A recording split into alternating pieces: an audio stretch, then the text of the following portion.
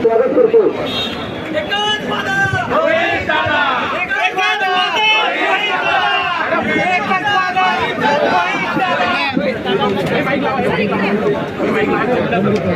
सर्व डॉक्टर्स लोकांना तुमच्या भावना आमच्यापर्यंत पोहोचलेल्या आहेत. मी कालच तुमच्या सर्वांच्या भावना या मुख्यमंत्री साहेबांपर्यंत पोहोचवलेल्या आहेत.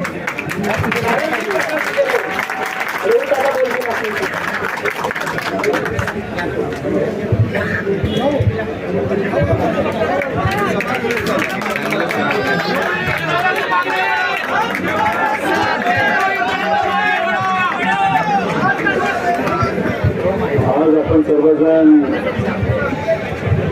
आपल्या हक्कासाठी या ठिकाणी आला आहात. आत्ताच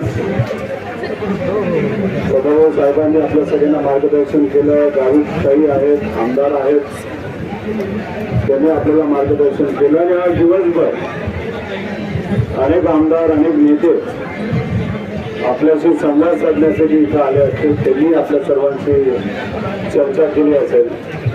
माझ्याबरोबर सुनीलजी पुसारा माजी आमदार, आदिवासी भागाचे आमदार आहेत, ते सुद्धा इथे उपस्थित आहेत. मला खरं तर राष्ट्रवादी पक्ष शरदचंद्र पवार याचे डॉक्टर सेलचे जे अध्यक्ष आहेत जगताप सर, तसंच डॉक्टर चव्हाण, प्रतीक्षाताई, या सुद्धा आपल्यासारखे DHMS डॉक्टर आहेत, त्यांनी सुद्धा मला आपल्या या आंदोलनाबद्दल सांगितलं होतं. इथे येऊन आपल्याशी चर्चा करण्याची विनंती त्यांनी त्या ठिकाणी मला केली होती. मी त्यांना एवढंच सांगितलं, मला विनंती करू नका, कारण ग्रामीण भागामध्ये मी सुद्धा राहतो. माझा मतदारसंघ सुद्धा ग्रामीण आहे आणि महाराष्ट्राच्या कानाकोपऱ्यामध्ये आज जर सामान्य लोकांची सेवा खऱ्या अर्थाने कोण करत असेल तर ते डॉक्टर करतातच. पण त्या डॉक्टरमध्ये MBBS चे डॉक्टर आहेतच, पण